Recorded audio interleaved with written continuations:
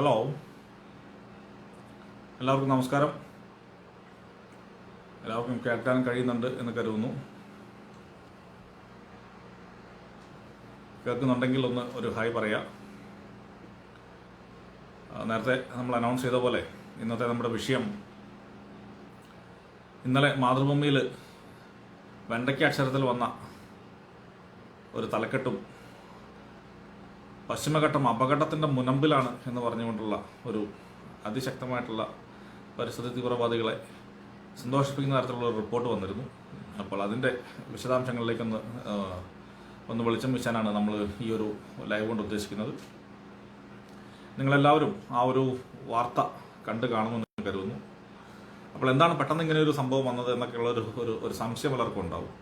അപ്പം ആ ഒരു സംശയം ദൂരീകരിക്കാൻ വേണ്ടിയിട്ടാണ് ഈ ഒരു ലൈവ്. ഇതിൻ്റെ ഒരു ലിങ്ക് നമ്മുടെ മറ്റ് ഗ്രൂപ്പുകളിലേക്കൊക്കെ ഇന്ന് ഷെയർ ചെയ്ത് കൊടുത്തുകൊണ്ടിരിക്കുകയാണ്. ഒരു 1-2 മിനിറ്റിനുള്ളിൽ നമ്മൾ ഇത് ആരംഭിക്കും. ഓക്കെ, നിങ്ങൾ ഇതുവരെ ആ ഒരു റിപ്പോർട്ട് കാണാത്ത ആരെങ്കിലും ഉണ്ടെങ്കിൽ ഇന്നലത്തെ മാതൃഭൂമി പത്രത്തിൻ്റെ ഓൺലൈൻ വേർഷനിൽ പോയിട്ട് അതൊന്ന് വായിക്കണം എന്ന് അഭ്യർത്ഥിക്കുകയാണ്. കാരണം വളരെ രസകരമായിട്ടുള്ള കാര്യങ്ങളാണ് അതിൽ പറഞ്ഞിരിക്കുന്നത്. ഓക്കെ, ഇപ്പോൾ കേരളം ഒരു മാതൃഭൂമി പോലെ ഒരു കേരളത്തിലെ ലീഡിങ് പത്രം ഫ്രണ്ട് പേജിൽ അത്രയും ലീഡ് സ്റ്റോറി ആയിട്ട് അത് കൊടുക്കണമെന്നുണ്ടെങ്കിൽ അത്രയും ഗുരുതരമായിട്ടുള്ള വിഷയമായിരിക്കുമല്ലോ. അപ്പോൾ എന്താണ് ഈ ഒരു അത്രയ്ക്ക് ഗുരുതരമായ പ്രതിസന്ധി ഉണ്ടോ ഈ പറയുന്ന റിപ്പോർട്ടുമായി ബന്ധപ്പെട്ട് കേരളത്തിൽ അല്ലെങ്കിൽ പശ്ചിമഘട്ടത്തിൽ മുഴുവൻ? പിന്നെ എന്താണ് ഇവർ ഉപയോഗിച്ച സോഴ്സ്, എന്താണ് അതിൻ്റെ ലോജിക്ക്, ഈ വക കാര്യങ്ങളൊക്കെയാണ് നമ്മൾ ഇന്ന് ചർച്ച ചെയ്യാൻ പോകുന്നത്. അപ്പം അതിൽ നിങ്ങൾ ഒരുപക്ഷെ വായിച്ചിട്ടുള്ളവർ കണ്ടു കാണും. IUCN, international union for conservation of nature എന്നറിയപ്പെടുന്ന ഒരു സംഘടനയാണ് ഒരു റിപ്പോർട്ട് തയ്യാറാക്കിയിട്ടുണ്ട്. ഈ ഒരു സംഘടന 1948 തുടങ്ങിയ സംഘടനയാണ്. അത് തുടങ്ങിയപ്പോൾ അതിൻ്റെ പേര് വേൾഡ് കൺസർവേഷൻ യൂണിയൻ എന്നുള്ളതായിരുന്നു. 2008 അത് പേര് മാറ്റി international union for conservation for nature എന്ന് ആക്കി മാറ്റി. ഇതൊരു അനൗദ്യോഗിക സംഘടനയാണ്, ഒരു NGO പോലെയൊക്കെ പ്രവർത്തിക്കുന്ന സംഘടനയാണ്. എങ്കിലും ഈ ഒരു സംഘടനയ്ക്ക് UN സെപ്പറേറ്റ് സ്പേസ് ഉണ്ട്. യുനെസ്കോയുടെ വേൾഡ് ഹെറിറ്റേജ് സൈറ്റിൻ്റെ അഡ്വൈസറി ബോർഡ് മെമ്പർമാർ ഈ പറയുന്ന സംഘടനയാണ്. അതുകൊണ്ട് തന്നെ ലോകവ്യാപകമായിട്ട് അത്യാവശ്യം നല്ല ഹോൾഡറുള്ള ഒരു സംഘടനയും പൊതുവെ റെസ്പെക്റ്റബിൾ ആയിട്ട് അറിയപ്പെടുന്ന സംഘടനയുമാണ് ഈ IUCN. ഈ IUCN ആണ് ഞാൻ നേരത്തെ പറഞ്ഞ പോലെ വേൾഡ് ഹെറിറ്റേജ് സൈറ്റിൻ്റെ അഡ്വൈസർ. അപ്പോൾ ഈ വേൾഡ് ഹെറിറ്റേജ് സൈറ്റ് എന്ന് പറയുമ്പോൾ അറിയാവുന്നവർക്ക് അറിയാം, ഈ ഗാഡ്ഗിൽ കമ്മിറ്റി റിപ്പോർട്ടിൻ്റെ തുടക്കം തന്നെ വളരെ പ്രധാനപ്പെട്ട ഒരു കാരണം പശ്ചിമഘട്ടത്തിന് വേൾഡ് ഹെറിറ്റേജ് സൈറ്റ് പദവി വാങ്ങിയെടുക്കുകയും അതുവഴി ലഭിക്കുന്ന ഫണ്ട് കിട്ടാനും കൂടെയാണ് എന്നൊരു വളരെ വ്യക്തമായ ഒരു യാഥാർത്ഥ്യം നമ്മുടെ മുന്നിലുണ്ട്.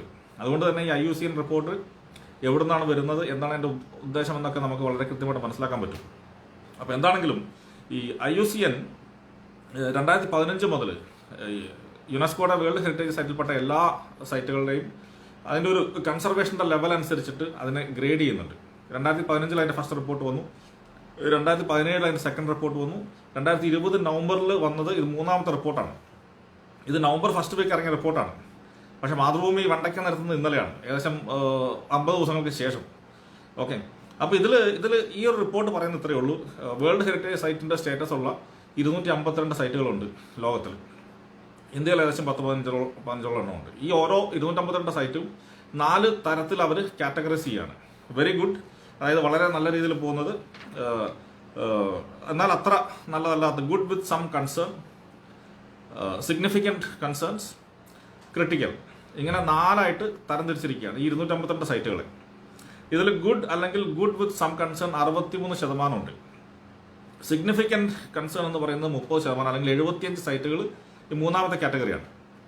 4ാമത്തെ കാറ്റഗറി ക്രിട്ടിക്കൽ, അതായത് വളരെ ഗുരുതരമായ രീതിയിൽ പ്രശ്നമുള്ള സ്ഥലങ്ങൾ എന്ന് പറയുന്നത് 7%.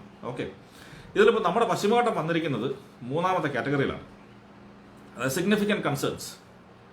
ഓക്കെ, അപ്പോൾ എന്താണ് ഇതിനകത്തുള്ള സിഗ്നിഫിക്കൻറ്റ് കൺസേൺ? ഇതിൻ്റെ കൂട്ടത്തിൽ വന്നിരിക്കുന്ന മറ്റ് പാർക്കുകൾ ഏതൊക്കെയാണ് എന്നും കൂടെ നമ്മൾ മനസ്സിലാക്കണം. പശ്ചിമഘട്ടം എന്ന് പറയുന്നത് ഗാഡ്ഗിൽ കമ്മിറ്റി റിപ്പോർട്ട് പ്രകാരം 1,30,000 സ്ക്വയർ കിലോമീറ്റർ വിസ്തീർണമുള്ള ഒരു ഏരിയയാണ്. അത് കസ്തൂരിരംഗൻ വന്നപ്പോൾ അത് 1,64,000 സ്ക്വയർ കിലോമീറ്ററായി. ഒറ്റയടിക്ക് 34,000 സ്ക്വയർ കിലോമീറ്റർ കൂടി. കേരളത്തിൻ്റെ മൊത്തം വിസ്തീർണം നിങ്ങൾക്കറിയാം 38,663 സ്ക്വയർ കിലോമീറ്ററാണ്. അപ്പം ഗാഡ്ഗിലിൻ്റെ കണക്ക് പ്രകാരം പോലും ഈ പറയുന്ന പശ്ചിമഘട്ടം കേരളത്തിൻ്റെ ഓൾമോസ്റ്റ് 4 ഇരട്ടി ഉണ്ട്. കസ്തൂരിരംഗൻ കണക്ക് പറയുന്ന 5 ഇരട്ടി വരും. ഓക്കെ, അപ്പോൾ ഇത്രയും വലിയൊരു പ്രദേശമാണ് ഈ പറയുന്ന പശ്ചിമഘട്ടം. ഈ പശ്ചിമഘട്ടം മുഴുവൻ ഒറ്റയടിക്ക് വേൾഡ് ഹെറിറ്റേജ് സൈറ്റാക്കി മാറ്റണമെന്നുള്ളതാണ് ഈ പറയുന്ന പരിസ്ഥിതിവാദികളുടെ ആവശ്യം. ഇന്ത്യയിൽ ഈ പറയുന്ന ലിസ്റ്റിൽ ഞാൻ പറഞ്ഞ 252 ലിസ്റ്റ് ഉണ്ടെന്ന് പറഞ്ഞല്ലോ. ഈ ലിസ്റ്റിൽ ഇന്ത്യയിൽ നിന്നുള്ളത് മറ്റ് പാർക്കുകളുടെ കാര്യം നമുക്ക് നോക്കാം. ആസാമിലെ കസിരംഗ നാഷണൽ പാർക്ക്. ഈ കസിരംഗ നാഷണൽ പാർക്കിന്റെ വിസ്തീർണം ഒരു 430 സ്ക്വയർ കിലോമീറ്ററേ ഉള്ളൂ. അതൊക്കെ ഈ പറഞ്ഞ ഗുഡ് ലിസ്റ്റിലുള്ള സാധനങ്ങളാണ്. ഹിമാചൽ പ്രദേശിലെ ഗ്രേറ്റ് ഹിമാലയൻ നാഷണൽ പാർക്ക് അത് 1171 സ്ക്വയർ കിലോമീറ്ററേ ഉള്ളൂ. പിന്നെ രാജസ്ഥാനിലെ ഭാരത്പൂർ ബേർഡ് സാങ്ച്വറി അത് ഒരു 11 സ്ക്വയർ കിലോമീറ്ററേ ഉള്ളൂ. Nanda Devi national park 2236 square kilometre. Sundarbans പശ്ചിമ ബംഗാളിലെ കടുവ സങ്കേതമാണ് 1336 സ്ക്വയർ കിലോമീറ്റർ ആണ്.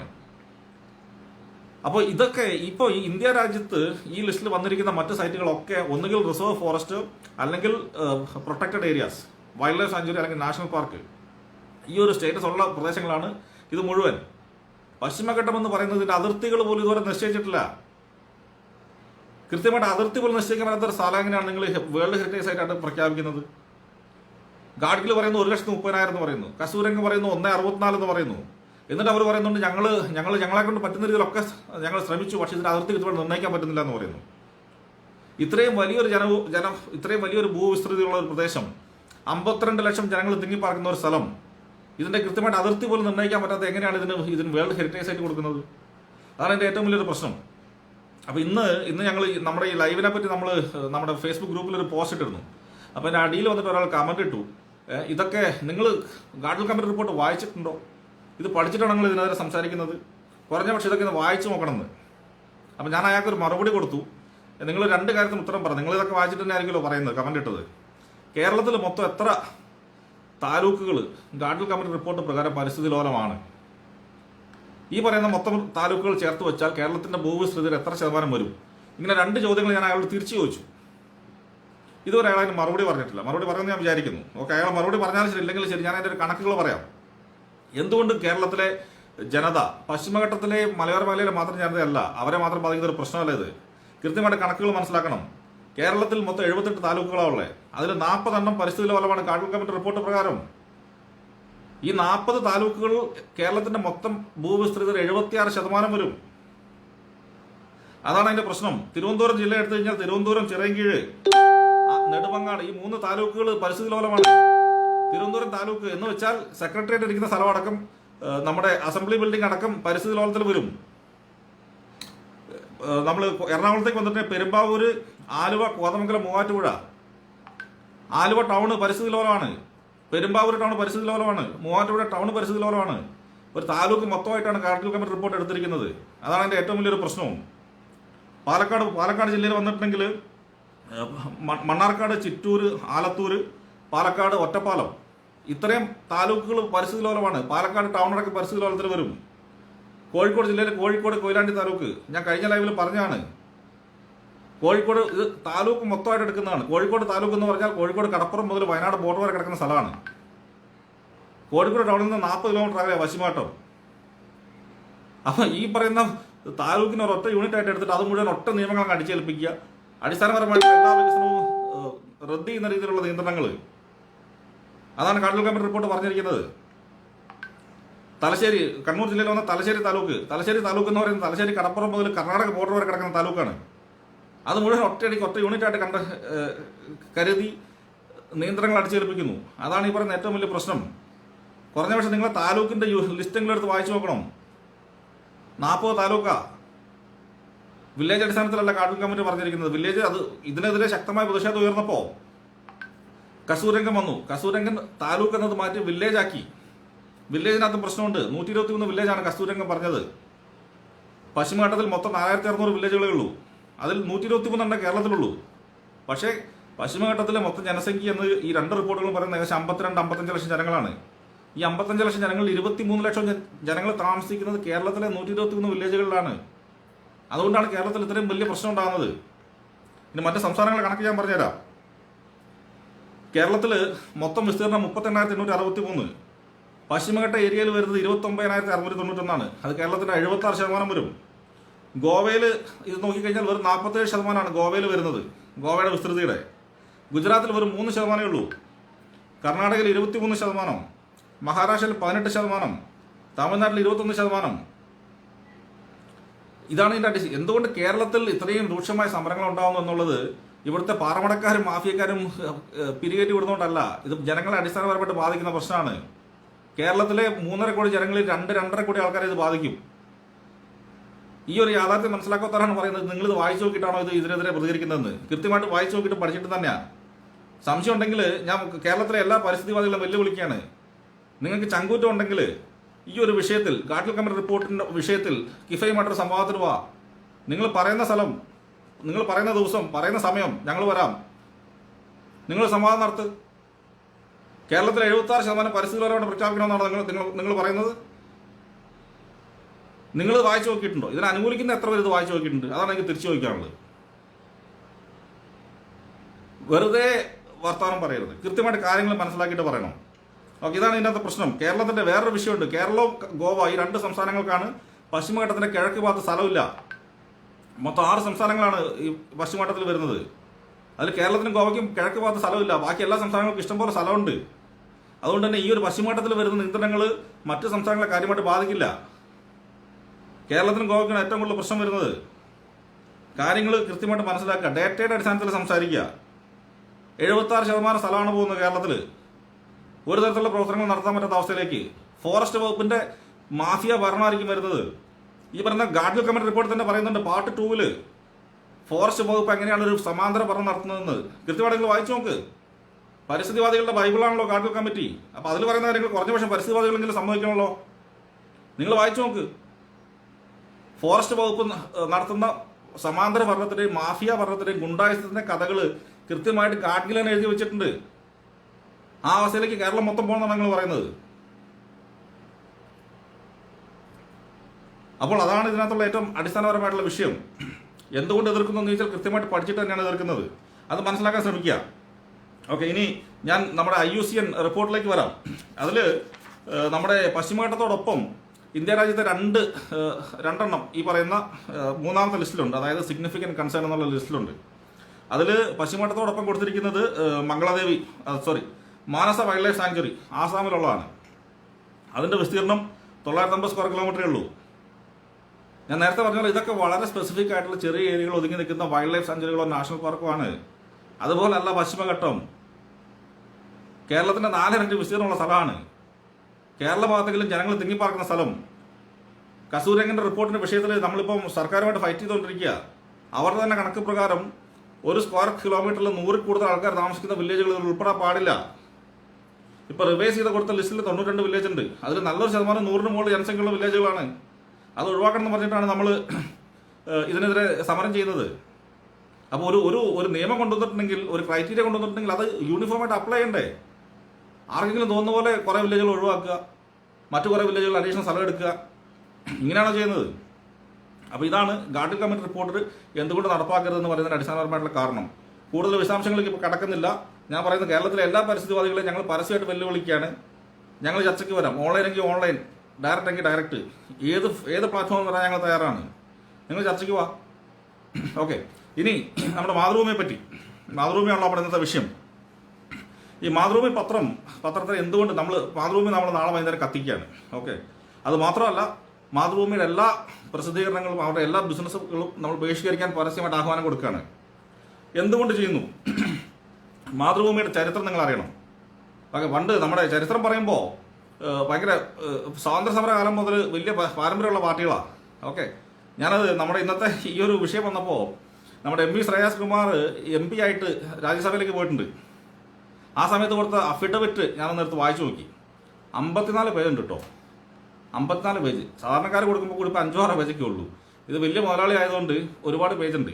പുള്ളിയുടെ സ്വത്ത് വകകൾ, ഇതിൻ്റെ ഫുൾ ഡീറ്റെയിൽസ് ഒക്കെ ഉണ്ട്. അപ്പം ഞാനതിൻ്റെ ജസ്റ്റ് വായിച്ചു നോക്കിയപ്പോൾ സ്ഥലത്തിൻ്റെ കാര്യമൊക്കെ നിങ്ങൾക്ക് അറിയാമല്ലോ. വയനാട് ജില്ലയിലെ പുള്ളിക്ക് എന്തുമാത്രം എസ്റ്റേറ്റ് ഉണ്ട്, കാര്യങ്ങളൊക്കെ നിങ്ങൾക്ക് അറിയാം. ഞാൻ അതിൻ്റെ വിശദാംശങ്ങളിലേക്ക് പോകുന്നില്ല. ഒന്ന് കോഫി എസ്റ്റേറ്റ് ആണ്. വയനാട് കൽപ്പറ്റ കഴിഞ്ഞാൽ അവിടെ കൃഷ്ണഗിരി വില്ലേജിൽ അവർക്ക് കോഫി എസ്റ്റേറ്റ് ഉണ്ട്. ഈ ഗാഡ്ഗിൽ കമ്മിറ്റി റിപ്പോർട്ടിൽ പറഞ്ഞിരിക്കുന്ന വളരെ പ്രധാനപ്പെട്ട ഒരു റെക്കമെൻഡേഷൻ ഏകവിള തോട്ടങ്ങൾ ഒഴിവാക്കണമെന്നുള്ളതാണ്. വയനാട് ജില്ലയിൽ ഏകദേശം ഭൂരിഭാഗം സ്ഥലവും ഗാഡ്ഗിൽ കമ്മിറ്റി റിപ്പോർട്ട് പരിധിയിൽ വരുന്ന സ്ഥലമാണ്, ഈ പറഞ്ഞ കൃഷ്ണഗിരി വില്ലേജ് അടക്കം. അപ്പോൾ ഏകവിള തോട്ടങ്ങൾ ഒഴിവാക്കണമെന്ന് ഗാഡ്ഗിൽ കമ്മിറ്റി റിപ്പോർട്ട് പറഞ്ഞിട്ടുണ്ട്. കോഫി എന്ന് പറയുന്ന ഏകവിളയാണ്, ചായ ഏകവിളയാണ്, റബ്ബർ ഏകവിളയാണ്. ഇതൊക്കെ ഏകോളത്തോട്ടങ്ങളാണ്.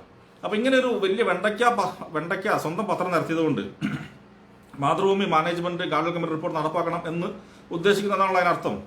അപ്പോൾ ആ ഒരു റിപ്പോർട്ടിനോട് ഐക്യദാർഢ്യം പ്രഖ്യാപിച്ചുകൊണ്ട് ഈ പറയുന്ന കോഫി എസ്റ്റേറ്റ് വെട്ടിക്കളയാനോ അല്ലെങ്കിൽ അത് സർക്കാരിലേക്ക് തിരിച്ചു കൊടുക്കാനോ ഈ പറയുന്ന മാതൃഭൂമിയുടെ മുതലാളിക്ക് ചങ്കൂറ്റുണ്ടോ? ഉണ്ടെങ്കിൽ പറയട്ടെ. ഏകവിളത്തോട്ടങ്ങൾ ഒഴിവാക്കണം തന്നെ വളരെ കൃത്യമായിട്ട് പറഞ്ഞിരിക്കുന്നത്. പിന്നെ ഞാൻ അവരുടെ സ്വത്തിന്റെ കാര്യങ്ങൾ നോക്കിയപ്പോൾ കൽപ്പറ്റയിൽ പത്മ പെട്രോൾ പമ്പ് ഈ പറയുന്ന ശ്രേയാംസ് കുമാറിന്റെ ഫാമിലിയുടെ ഉടമസ്ഥതയിലുള്ളതാണ്. ഡീസലും പെട്രോളും എന്ന് പറയുന്നത് പ്രകൃതിക്ക് അനുയോജ്യമായ സാധനമാണോ? അല്ല, ഇത്ര പ്രകൃതി സ്നേഹികളാണെങ്കിൽ ഈ പറയുന്ന ഹൈഡ്രോ കാർബൺസ് അത്യധികം പരിസ്ഥിതിക്ക് ഗുരുതരമായ പ്രത്യാഘാതങ്ങൾ ഉണ്ടാക്കുന്ന സാധനമാണ് ഹൈഡ്രോ കാർബൺസ്. അത് വിറ്റ് കിട്ടുന്ന ലാഭം എടുത്ത് ജീവിക്കുന്നത് ശരിയാണോ?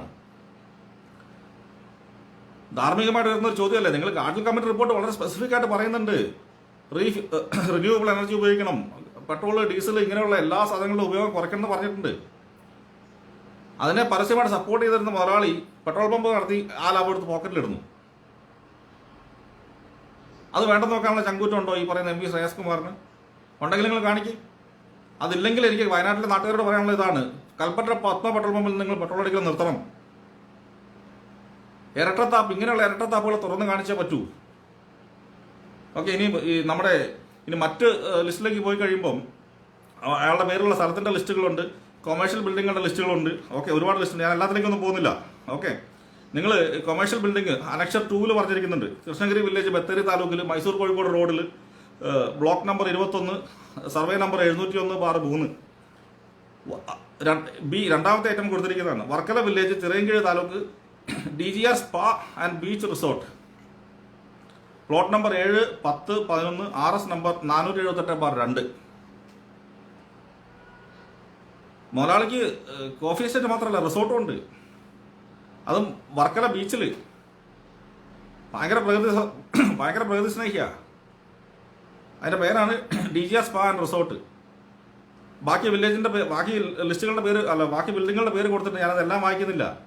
കോഴിക്കോട് ബത്തേരി റോഡിൽ തന്നെ അയാൾക്ക് 4-5 കൊമേഴ്ഷ്യൽ ബിൽഡിംഗ് ഉണ്ട്. എല്ലാത്തിനും കൂടെ മൊത്തം ബിൽഡപ്പ് 20,000 സ്ക്വയർ ഫീറ്റിന് മുകളിൽ പോകും. ഇതൊക്കെ ഇയാളെ പ്രകൃതി സൗഹാർദ്ദമായിട്ട് തന്നെയാണ് ഉണ്ടാക്കിയിരിക്കുന്നത്. പിന്നെ അതിന് വലിയൊരു രസം എന്താണ്, അയാളുടെ വീടിന്റെ പേര് ആനന്ദ മന്ദിരം എന്ന് പറഞ്ഞ ഒരു പേരിൽ കൽപ്പറ്റയിൽ ഈ ശ്രേയാംസ് കുമാറിന് ഒരു വീടുണ്ടാക്കിയിട്ടുണ്ട്. എത്ര ചെലവെന്നറിയോ? 14 കോടി രൂപ അഫിഡവിറ്റിൽ കൊടുത്തിരിക്കുന്ന 14 കോടി രൂപയ്ക്ക് അയാൾ വീടുണ്ടാക്കിയിരിക്കുന്നത്. ഗാഡ്ഗിൽ പറഞ്ഞിരിക്കുന്നത് ഈ പറയുന്ന പരിസ്ഥിതി ലോല മേഖലയിൽ പശ്ചിമഘട്ടത്തിൽ ഏറ്റവും പ്രകൃതി സൗഹാർദ്ദപരമായിട്ട് വീടുണ്ടാക്കണം. പറ്റുമെങ്കിൽ ചെളി, കല്ല്, മണ്ണ്, മുള ഉപയോഗിക്കുക, പറ്റുമെങ്കിൽ ഓല മേയ്യുക, അല്ലെങ്കിൽ പുല്ല്, സോളാർ ലൈറ്റിങ്, കറണ്ട് പോലും ഉപയോഗിക്കരുത്.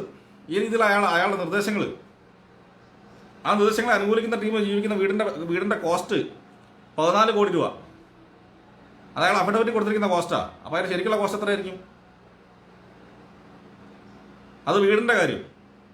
ഇനി അയാളുടെ വണ്ടിയുടെ BMW കാറാട്ടോ, മോശമാക്കാൻ പറ്റുമല്ലോ, മുതലാളിയല്ലേ. KL 12J 9099 ശ്രേയാംസ് കുമാറിന്റെ പേരുള്ള BMW കാറാ. അല്ല മുതലാളി, ഈ BMW കാറിന് എത്രയാ മൈലേജ്? അല്ല, നിങ്ങൾ ഈ കാർബൺ ഫുട് പ്രിന്റിനെ പറ്റി ആലോചിക്കണ്ടേ? കാർബൺ ക്രെഡിറ്റ് എന്നൊക്കെ പറയുന്ന സംഗതി ഉണ്ടല്ലോ. നമ്മൾ ജീവിക്കുമ്പോൾ പരമാവധി നമ്മുടെ കാർബൺ ഫുട് പ്രിന്റ് കുറയ്ക്കണം എന്നുള്ളതാണ് ഈ പരിസ്ഥിതിവാദികളുടെയൊക്കെ ഒരു വാദം. ശരിയാണ്, നമ്മൾ കുറയ്ക്കണം. BMW കാർ ഉണ്ടാക്കുന്ന കാർബൺ ഫുട് പ്രിന്റ് എത്രയാണ്? 1 ലിറ്റർ പെട്രോൾ അല്ലെ ഡീസൽ അടിച്ച് എത്ര മൈലേജ് കിട്ടും? ഇതിന്റെ കൂടുതൽ നമ്മൾ മനസ്സിലാക്കേണ്ട വേറൊരു കാര്യമുണ്ട്. ഈ ഗോവ ഫൗണ്ടേഷൻ എന്ന് പറയുന്ന ഒരു പരിസ്ഥിതി തീവ്രവാദ സംഘടനയുണ്ട്. അവരാണ് ഇപ്പം ഈ ഗാർഡൽ കമ്മിറ്റി റിപ്പോർട്ട് നടപ്പാക്കണമെന്നൊക്കെ ആവശ്യപ്പെട്ട് സുപ്രീം കോടതിയിൽ കേസ് കൊടുത്തിരിക്കുന്നത്. കിഫെ അതൊരു കക്ഷി ചേർന്നിട്ടുണ്ട് അതിനെതിരായിട്ട്. ഈ ഗോവ ഫൗണ്ടേഷന്റെ ഡയറക്ടറുണ്ട്, ക്ലൗഡ് അൽവാരസ് എന്നാണ് അയാളുടെ പേര്. അയാൾ നമ്മുടെ നിതിൻ ഗഡ്കരി മന്ത്രി ഉണ്ടല്ലോ, നിതിൻ ഗഡ്കരി മന്ത്രിയെ കാണാൻ ബോംബെയിൽ പോയി. അപ്പോൾ നിതിൻ ഗഡ്കരി മന്ത്രിയോട് ഇങ്ങനെ ഈ പരിസ്ഥിതി കാര്യങ്ങളൊക്കെ സംസാരിച്ചു. സംഗതി വലിയ പ്രശ്നമാണ് ഇന്ത്യയിൽ, നമ്മൾ അടിയന്തരമായിട്ട് ഇടപെടണമെന്നൊക്കെ പറഞ്ഞ് കാര്യങ്ങളൊക്കെ പറഞ്ഞ് ഇങ്ങനെ പോന്നു. അപ്പം അയാൾ ഇറങ്ങാൻ നേരത്ത് നിതിൻ ഗഡ്കരി പറഞ്ഞു, നിങ്ങൾ പരിസ്ഥിതിയെ പറ്റി സംസാരിക്കുന്നതൊക്കെ കൊള്ളാം, പക്ഷെ അടുത്ത പ്രാവശ്യം വരുമ്പോൾ ഈ ബെൻസുകാർ ഒഴിവാക്കിയിട്ട് വല്ല മാരുതിക്കാരിൽ വന്നിട്ടുണ്ടെങ്കിൽ അത്രയും കാർബൺ ഫുട് പ്രിന്റ് കുറഞ്ഞിരിക്കും എന്ന് പറഞ്ഞു. ഭയങ്കര പരിസ്ഥിതിവാദിയാണ്. പോകുന്നത് ബെൻസുകാരിൽ കിലോമീറ്ററിന് 1 ലിറ്റർ ഡീസൽ അടിച്ച് കഴിഞ്ഞാൽ 2 അല്ലെങ്കിൽ 3 കിലോമീറ്റർ മൈലേജ്. ഇതാണ് ഈ വക ടീമുകളുടെയൊക്കെ ഒരു ഇരട്ടത്താപ്പിന്റെ മുഖം. പരിസ്ഥിതിയെ ചൂഷണം ചെയ്ത് കിട്ടാവുന്ന എല്ലാവിധ സൗകര്യങ്ങളും അനുഭവിക്കുക. ഏറ്റവും മികച്ച വാഹനം, ഏറ്റവും മികച്ച റോഡ്, ഏറ്റവും മികച്ച വീട്, അതിൽ AC, ഇങ്ങനെയുള്ള എല്ലാ സൗകര്യങ്ങളും വേണം. പക്ഷേ ഈ പറയുന്ന പശ്ചിമഘട്ടത്തിൽ ജീവിച്ചിരിക്കുന്നവർക്ക് ഇതൊന്നും പാടില്ല. അവർ പ്രാകൃത മനുഷ്യനെ പോലെ ചെളി ഉണ്ടാക്കി ചെളിയും മണ്ണും കുഴച്ച് വീടുണ്ടാക്കി പറ്റുമെങ്കിൽ ഓല മേഞ്ഞ് ജീവിക്കണം. ചാണകം വഴിയെ തറയാണെങ്കിൽ വളരെ നല്ലത്. ഇതാണ് ഈ പറയുന്ന പ്രകൃതിവാദികളുടെയൊക്കെ വാദം. ഇവരെ പൊളിച്ചെടുക്കാൻ തന്നെയാണ് നമ്മുടെ തീരുമാനം. ഇത്തരം ഇരട്ടത്താപ്പുകളെ മുഖം മൂടി വലിച്ച് കീറി എറിയണം. അതിനുള്ള ചങ്കൂറ്റം കർഷകർ കാണിക്കണം. വെറുതെ എന്തെങ്കിലും പറഞ്ഞ് വളവള ഡയലോഗ് അടിച്ച് കഴിഞ്ഞാൽ നമ്മൾ താഴ്ന്നു കൊടുക്കേണ്ട കാര്യമില്ല. കൃത്യമായിട്ട് ഡാറ്റയുണ്ട്. ഇവരൊക്കെ എങ്ങനെ ജീവിക്കുന്നു എന്നുള്ളത് നമുക്ക് കൃത്യമായിട്ട് അറിയാൻ പറ്റും. അത് കണ്ടെത്തി കൃത്യമായിട്ട് ഇവർക്ക് മറുപടി കൊടുക്കണം. ഞാൻ കഴിഞ്ഞ ലൈവിൽ പറഞ്ഞൊരു കാര്യമാണ്, കസ്തൂരിരംഗൻ റിപ്പോർട്ട് വളരെ വലിയ വിഷയമായിട്ട് വരുന്നു. December 31 national green tribunal Kerala സർക്കാരിനും മറ്റ് കേന്ദ്ര സർക്കാരിനും കൊടുത്തിരിക്കുന്ന ഡെഡ്ലൈൻ. അതിൽ 16/6/2018 കേരള സർക്കാർ 121 വില്ലേജ് എന്നുള്ളത് കുറച്ച് 92 വില്ലേജ് ആക്കി കൊടുത്തിട്ടുണ്ട്. പക്ഷെ അതിലും നമ്മൾ ചെക്ക് ചെയ്യുമ്പോൾ മനസ്സിലാകുന്ന വിഷയം, ഈ 32 വില്ലേജുകൾ കുറച്ചപ്പോൾ ആ ഏരിയ മേക്കപ്പ് ചെയ്യാനായിട്ട് ബാക്കിയുള്ള 92 വില്ലേജുകളിൽ കൃഷിയിടത്തിലേക്ക് ഇറക്കി ജിയോ കോർഡിനേറ്റ്സ് കൊടുത്തിരിക്കുന്നു എന്നുള്ളതാണ്. സർക്കാർ പറയുന്ന വാദം, ഞങ്ങൾ protected area, national park, wild life sanctuary, reserve forest ഇത് മാത്രമേ ഉൾപ്പെടുത്തിയിട്ടുള്ളൂ എന്ന് പറഞ്ഞിട്ടാണ് ഈ റിപ്പോർട്ട് കൊടുത്തിരിക്കുന്നത്. കോഴിക്കോട് ജില്ലയിൽ പാലക്കാടൊക്കെ നമ്മൾ മാപ്പ് ചെയ്ത് നോക്കുമ്പോൾ ഇതെല്ലാം കൃഷിയിടത്തിൽ കൂടെ പോകുന്നു. എന്ന് വെച്ചാൽ കേരള സർക്കാർ പറയുകയാണ് ഇത് റിസർവ് ഫോറസ്റ്റ് ആണ്, ഇതാണ് അതിൻ്റെ ജിയോ കോർഡിനേറ്റ്സ്, ഇത് നിങ്ങളങ്ങ് പ്രഖ്യാപിച്ചോ എന്ന്. ബഫർ സോണിനൊക്കെ വലിയ വിഷയമാണത്. ഞാൻ അതിൻ്റെ കൂടുതൽ വിശദാംശങ്ങളിലേക്ക് പോകുന്നില്ല. ഓക്കെ, അതിൻ്റെ മറ്റ് ഡീറ്റെയിൽസ് നമുക്ക് തരാം. ഞാൻ പിന്നെ നേരത്തെ ഉന്നയിച്ച വെല്ലുവിളി നമ്മൾ വീണ്ടും ആവർത്തിക്കുകയാണ്. കേരളത്തിലെ ഏതൊക്കെ പരിസ്ഥിതിവാദികളും ഈ ഗാർഡിയൻ കമ്മിറ്റി റിപ്പോർട്ട് ബൈബിളാണെന്ന് പറയുന്ന ഏതെങ്കിലും പരിസ്ഥിതിവാദി കേരളത്തിലുണ്ടെങ്കിൽ നിങ്ങൾ കിഫയുമായിട്ട് പരസ്യ സംവാദത്തിന് പോവാം. ഗൂഗിൾ മീറ്റിലോ സൂമിലോ എവിടെ വെച്ചും ചെയ്യാം. നിങ്ങൾ വാ. പരിഷത്തിറക്കിയ മലയാള പരിഭാഷ 325 പേജാണ് ഗാർഡിയൻ കമ്മിറ്റി റിപ്പോർട്ട്. അത് മൊത്തം അരച്ചു കലക്കി കുടിച്ചിട്ട് വാ. ഇംഗ്ലീഷ് ആണെങ്കിൽ 425 പേജുണ്ട്. കസ്തൂരിരംഗന് 2 പാർട്ടുണ്ട്. എല്ലാം കൂടെ ഒരു 100-800 പേജ് വരും. നിങ്ങളൊക്കെ വായിക്കും, എന്നിട്ട് വാ. കേരളത്തിൽ എങ്ങനെ നടപ്പാക്കാൻ പറ്റും നമുക്കൊന്ന് ചർച്ച ചെയ്യാം, പരസ്യമായിട്ട് ചർച്ച ചെയ്യാം. ഇതാണ്. അപ്പോൾ നാളത്തെ കാര്യം നമ്മൾ സ്പെസിഫിക് ആയിട്ട് പറയാണ്. നാളെ എല്ലാവരും മാതൃഭൂമി പത്രം വാങ്ങുക. ഓക്കെ, വാങ്ങാത്ത ആൾക്കാർ വാങ്ങി കയ്യിൽ വെക്കുക. വൈകുന്നേരം 7 മണി മുതൽ 7:30 വരെ ഒന്നുകിൽ നിങ്ങളുടെ വീട്ടിൽ അല്ലെങ്കിൽ നിങ്ങളുടെ ഏറ്റവും കൂടുതൽ അങ്ങാടിയിൽ പോയിട്ട് ഒറ്റയ്ക്കോ കൂട്ടമായിട്ടോ എങ്ങനെയായാലും കുഴപ്പമൊന്നുമില്ല അതിൻ്റെ ഫ്രണ്ട് പേജ് കിട്ടുന്ന രീതിയിൽ കത്തിക്കുക. അതിൻ്റെ ഫോട്ടോ എടുക്കുക, നിങ്ങൾ സോഷ്യൽ മീഡിയയിൽ ഷെയർ ചെയ്യുക. വാട്സാപ്പിലും ഫേസ്ബുക്കിലും ഇൻസ്റ്റാഗ്രാം ട്വിറ്റർ കംപ്ലീറ്റ് ഒന്ന് അറിയണം. അതുപോലെ നിങ്ങളുടെ അടുത്തോ നിങ്ങൾ വരുത്തുന്നുണ്ടെങ്കിൽ ഇത് നിർത്തുക. മാതൃഭൂമി പത്രം, മാതൃഭൂമി ചാനൽ, മാതൃഭൂമിയുടെ യാത്ര, ഇങ്ങനെ കുറേ ബിസിനസ് ഉണ്ട് ഇയാൾക്ക്. ഇത് മുഴുവൻ നമ്മൾ ബഹിഷ്കരിക്കുക, അത്ര തന്നെ. ഗാന്ധിജി വളരെ വിജയകരമായിട്ട് ബ്രിട്ടീഷുകാർക്കെതിരെ ഉപയോഗിച്ച തന്ത്രം തന്നെ ഇത്. ബ്രിട്ടീഷ് ഉൽപ്പന്നങ്ങൾ നമ്മൾ ബഹിഷ്കരിച്ചു, സ്വദേശി വളർത്തി. ബ്രിട്ടീഷുകാർ കച്ചവടം ചെയ്യാൻ വേണ്ടി വന്നതാ. കച്ചവടം ലാഭകരമാവില്ലെന്ന് മനസ്സിലായതുകൊണ്ട് തന്നെയാണ് അവർ നിർത്തിപ്പോയതും. അപ്പോൾ ഒരു വശത്ത് കച്ചവടം നടത്തി എല്ലാവിധ പ്രകൃതി ചൂഷണം നടത്തി ജീവിക്കുന്നു, എന്നിട്ട് ഈ വശത്ത് കൃഷി ചെയ്ത് ജീവിക്കാൻ ഗതിയില്ലാത്ത ആൾക്കാരെ അവരെ അവിടെ നിന്ന് ഇറക്കി വിടാനുള്ള റിപ്പോർട്ടുകൾ പൊക്കി പിടിച്ചു വരിക. ഇത് നമ്മൾ അംഗീകരിക്കേണ്ട കാര്യമൊന്നുമില്ല. വളരെ കൃത്യമായിട്ടുള്ള ലക്ഷ്യബോധത്തോടു കൂടി, കൃത്യമായിട്ടുള്ള അറിവോട് കൂടി നമ്മൾ പ്രതികരിക്കണം. നിങ്ങളുടെ വീട്ടിൽ മാതൃഭൂമി വരുത്തുന്നില്ലെങ്കിൽ, നിങ്ങളുടെ അയലോക്കത്ത് വരുത്തുന്നുണ്ടെങ്കിൽ അവരോട് പോയി സംസാരിക്കുക, എന്തുകൊണ്ട് ഈ പത്രം വരുത്തരുത്, അങ്ങനെ പ്രതികരിച്ച് നോക്കിയേ. അപ്പോൾ ഈ പറയുന്ന മുതലാളിമാരൊക്കെ അടങ്ങും. മാതൃഭൂമി പത്രം ഇവിടെ ഈ അതിശക്തമായിട്ടുള്ള പൊതുബോധം കേരളത്തിൽ ഈ നമ്മുടെ മലയോര മേഖലയിലെ ജനങ്ങൾക്കെതിരെ അതിശക്തമായിട്ടുള്ള പൊതുബോധം സൃഷ്ടിക്കുന്നതിൽ വളരെ നിർണായക പങ്ക് വഹിക്കുന്ന മാധ്യമമാണ് ഈ പറയുന്ന മാതൃഭൂമി. അതിനെതിരെ ഇനിയെങ്കിലും നമ്മൾ പ്രതികരിച്ചേ പറ്റൂ.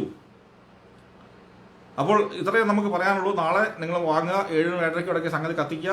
അതുപോലെ നിങ്ങളുടെ കോൺടാക്റ്റിലുള്ള എല്ലാ ആൾക്കാരോടും ഈ പറയുന്ന മാധ്യമങ്ങളും അവരുടെ എല്ലാ സ്ഥാപനങ്ങളും ബഹിഷ്കരിക്കാൻ പറയുക. അതിൻ്റെ കാര്യകാരണ സഹിതം കൃത്യമായിട്ട് പറഞ്ഞ് നമ്മൾ സ്റ്റേറ്റ് ലെവൽ ക്യാമ്പയിൻ തുടങ്ങുക.